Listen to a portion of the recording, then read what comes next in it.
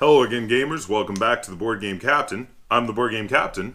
I'm Lynn. I'm Juliana. And today we're doing a recommendation video. Now, the concept behind this video is if you know somebody who you're trying to get into modern games and maybe at least at some point in the past they used to play some games, if they liked a particular game, what modern games should you get them to play to introduce them to modern games? And today, the game in question is Yahtzee. And Yahtzee is the classic press your luck dice game. Most people played it back in the day. You were trying to get certain combinations of numbers and you were allowed a certain number of rerolls. Well, this is going to be an easy one because there are tons of press your luck dice games out there. So we've each picked two that we would recommend, and we're going to tell you why we recommend them. So Lynn, you want to start us off? Hey, my first one is a very basic game. It is zombie dice. Mm-hmm. And all the players are a zombie, and you are trying to get brains. So you're going to get 3 dice and roll them. And if you roll brains, you're going to put them to the side. And there's also shotgun and feet. The shotguns are going to get put to the side as well, because if you get 3 shotgun blasts in a turn, your turn is over and you lose all the brains that you have acquired that turn. The feet you can choose to re-roll. You have to re-roll. You have to re-roll. Yes. You get more dice from here, so you're always rolling 3 dice. Yes. Along with the other feet that you had to re-roll. And it is, I believe you can keep going for as long as you want. You can. Until you get 3 shotgun blasts. Until you get 3 shotgun blasts. And it's very simple. It's very basic. Probably the most basic push your luck dice game I can think of, actually, because you're really just rolling and trying to get certain things on the dice. So for mine, I chose a real obvious one to start with. I have a less obvious one coming up after that. But my first one is the one that everybody thinks of as a replacement to Yahtzee, and that is King of Tokyo. It is a game about giant monsters smashing up Tokyo, and you roll the dice and press your luck trying to get the right combination of numbers to get points if you're in Tokyo, or the right combinations of attacks to do damage to the monster in Tokyo to kind of knock him off in almost like a King of the Hill kind of way, because then if he leaves Tokyo and you're the one to knock him out, you get to take over Tokyo and get to start scoring points.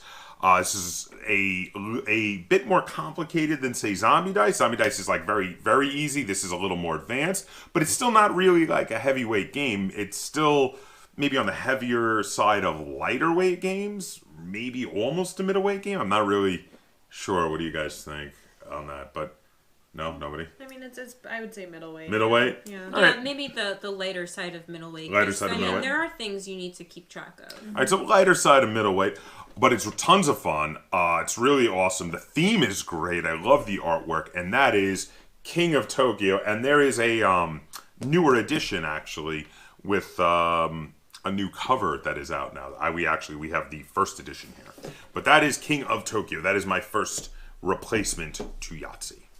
Awesome. I have a couple as well, and my first one is going to be the Kaptain dice rolling game. So this game is really fun, really simple to play.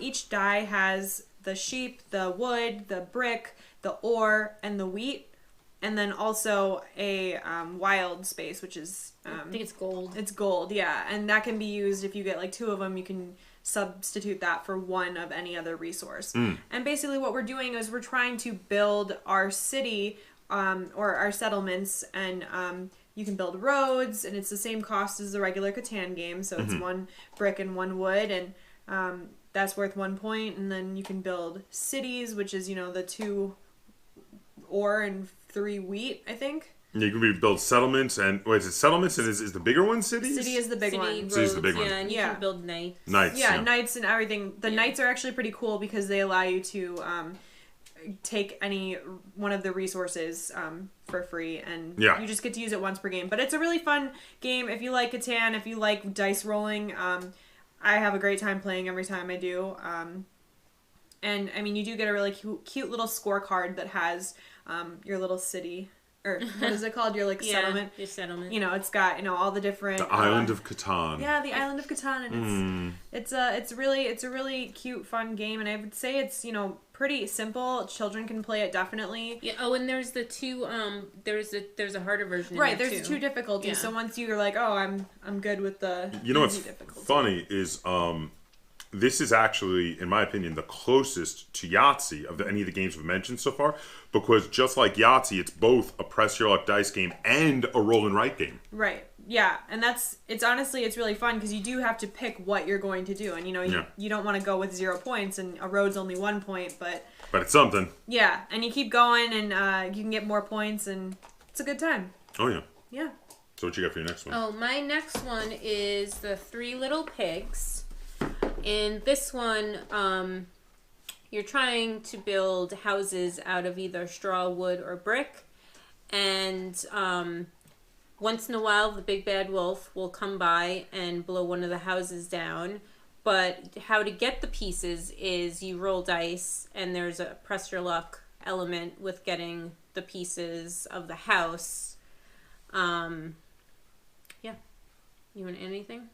No, you covered it. Yeah, you're pressing your luck to build the houses. Yeah, the press your luck is only a part of it. It's not the whole thing, but there's more to it than that. But definitely, it's the main part of it. I would say it's the biggest component for sure.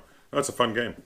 So my second one is fantasy. Now this is they even worked in the spelling to make it look like Yahtzee, so that's exactly what this is 100% meant to be like. You recruit cards to be members of your heroic party, and then each of the cards have attacks that they can do based on if you can get certain combinations of numbers, just like in Yahtzee. And if you activate them, you get to do their attacks to the monsters in the middle row that you're trying to stop from destroying your village. And it's really fun. I love building a heroic party. I love fighting the monsters, and I love that the heroes and the monsters in this look like if Disney animated Dungeons and Dragons. And it's freaking great. It looks so cool, and that is fantasy. All right, my next game that I'm going to recommend is Sagrada. Now, Sagrada is a game where you have different colored die, and you are rolling them to try and build your unique stained glass window.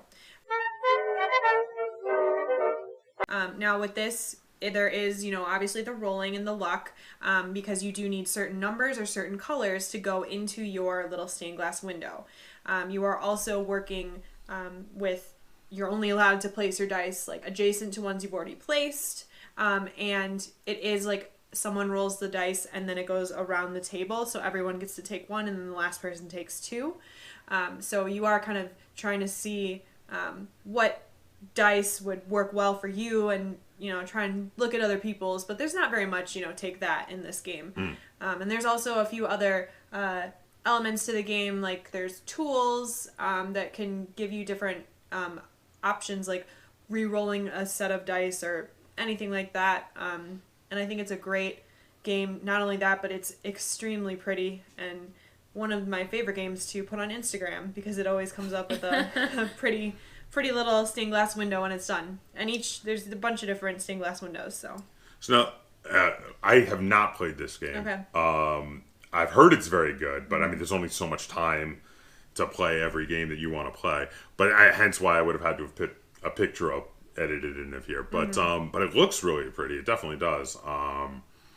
Yeah. So I would say, have you tried? No, I've never played it. Okay. It's really great, and they actually just came out with a 5 to 6 player expansion. Oh, that's cool. So now you can play with up to 6 players with the expansion. So definitely good fun games for bigger groups. Well, there you have it. So if you know someone who tells you that they've never played any modern games, but back in the day they were a big fan of Yahtzee, these are 6 games you can start them off with that, because of their love of Yahtzee, they might enjoy, and then from there you can bring them into other modern games that you want to introduce them to. So if you have any comments, questions, or concerns, put them in the comments section down below, and let us know in the comments down below, what are some of your favorite replacements to the classic game of Yahtzee? Are they press your luck dice game? Are there replacements to it for other reasons? Go ahead, put them all in the comments down below. And if you enjoyed this video and you'd like to see us do more like it, be sure to give it a like, share it on all forms of social media, and if you haven't already, please subscribe to the Board Game Captain. That's Captain spelled with a K on YouTube. And until next time, game on.